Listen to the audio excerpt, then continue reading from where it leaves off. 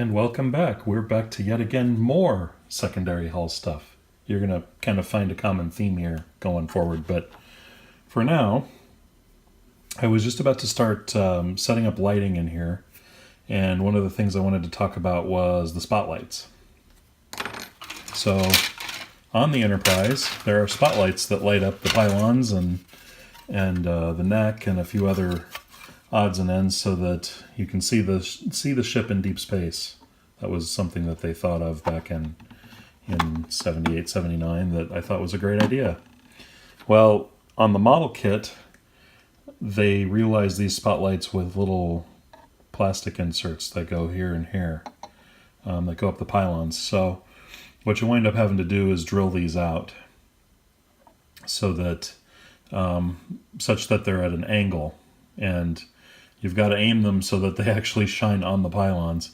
And that's something you just have to kind of play with, and kind of eyeball it and figure out what direction you want them, and then take your Dremel with a drill bit and just drill straight through on both of them. Now, what I normally use, in the past I've used both 3mm LEDs as well as 2mm lighthouse LEDs, and I'm kind of finding the lighthouse LEDs are really great because they have a really nice lens that tends to be very directional, and you get a nice big shiny light going up the side. So that's probably what I'll use this time. So I'm actually going to go ahead and do that. I'm going to drill these out, and from there I'm going to go on the inside. Come apart. How dare you stay together like that. And I'm going to put some LED tape on the sides. Now, in this case, I'm only going to do probably 3 sections of LED tape. I'll probably do one here, one in the center, and one towards the front. You don't need all great gobs of it to really light up the ship. It lights up pretty good just with that. And also with these 3 sections, what I'm going to do is connect them together, kind of like I was doing in the saucer before I decided to go with doing them all in parallel. I'm going to actually do these in series.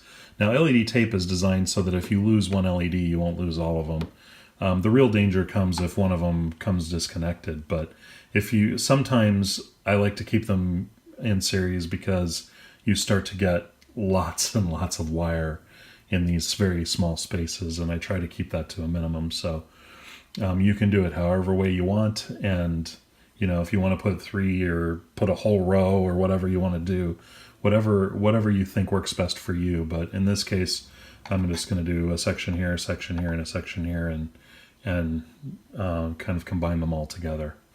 So that will be my main lighting. The other things that we'll be adding are a flashing light down in the bottom. There's a little light on the bottom that it's a navigation light. We'll also be putting a strobe light down in the very, very bottom right here. And then later on, we're going to do a light back here in these windows that are red. I'll be painting the clear part red. So the light that's back here will probably just be a regular SMD, a white SMD to shine through there. So now the tractor emitters here, they are very light blue, and they don't have to really be lit really brightly.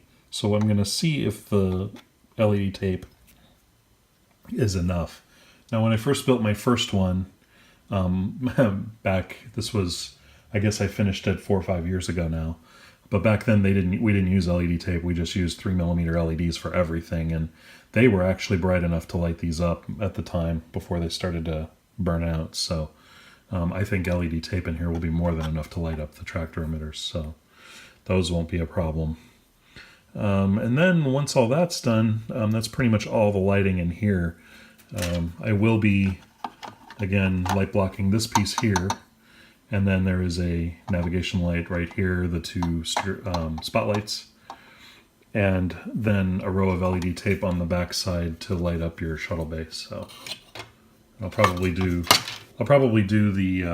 do a section to light right here and a section to light right here.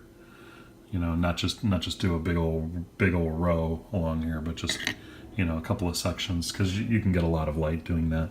It's amazing how bright LED tape is. So.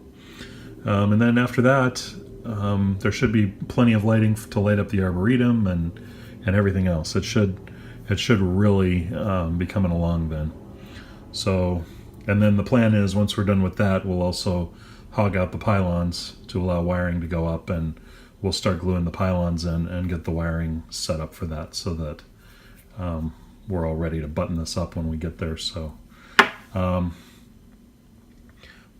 things are moving forward. We shall see how it goes here, but when I come back, I'm going to try to have some of this lighting installed, and we'll be able to hook it up to the old power supply and turn it on and see what it looks like. So I will be back very shortly, and I will show you where I put everything and how it's all connected, so that you can get a basic idea of how this goes. It's actually pretty easy to light these up and make them look, really striking. So I will be back later.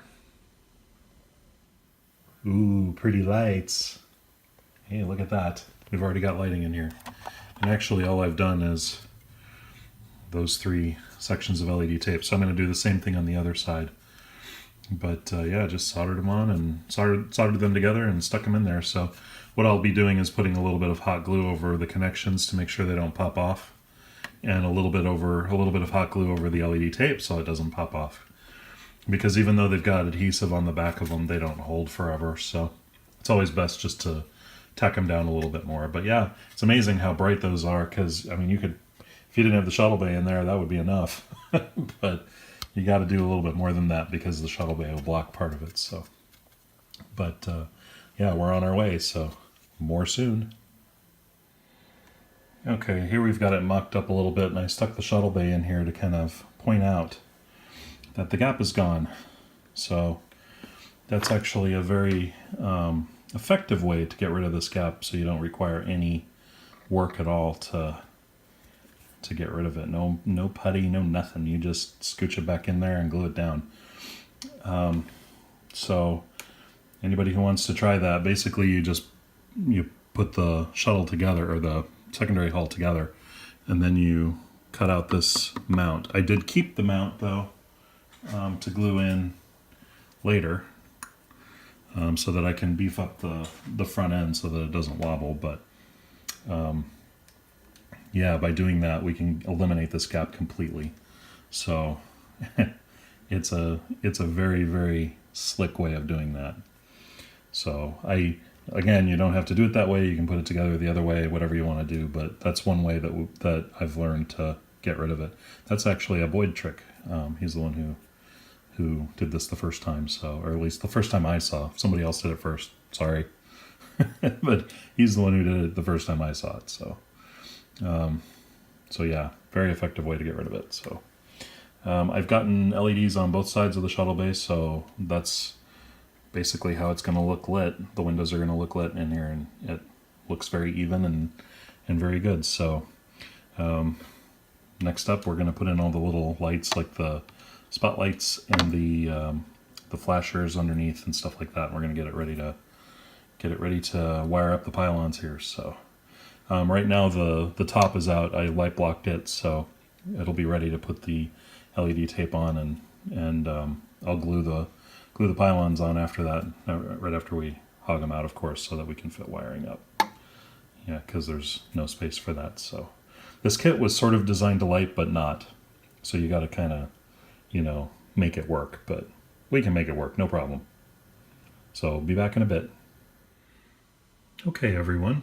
I'm currently in the process of masking the neck, but something I wanted to point out before I forget is it is extremely important on this kit to make double sure that you mask all of the pins on the neck, right here, here, and here. If you don't mask, and I believe there are 3 on each side, if you do not mask them, they will not fit into the secondary hull or the saucer. So it's extremely important. Also, if you do any painting on the top here or on the bottom of the saucer, make sure to mask all the holes, because these are designed to fit exactly. If you get any paint into them, all of a sudden they will not fit together, and that can be a really, really big problem. So just FYI, make double sure if you don't mask anything, make sure to mask those. Otherwise you will regret it with broken pins and lots of cussing and swearing when even if you just put the plastic in bare bones, it's extremely difficult to get in and out. I've even broken pins on these just putting them in the saucer dry fit and then pulling them out. Sometimes these don't want to pop out again, so make double sure to mask those off. So I'm currently in the process of masking these because I'm going to go ahead and light block them. Now, one other thing I wanted to show you, one of the things that I was getting ready to light here was these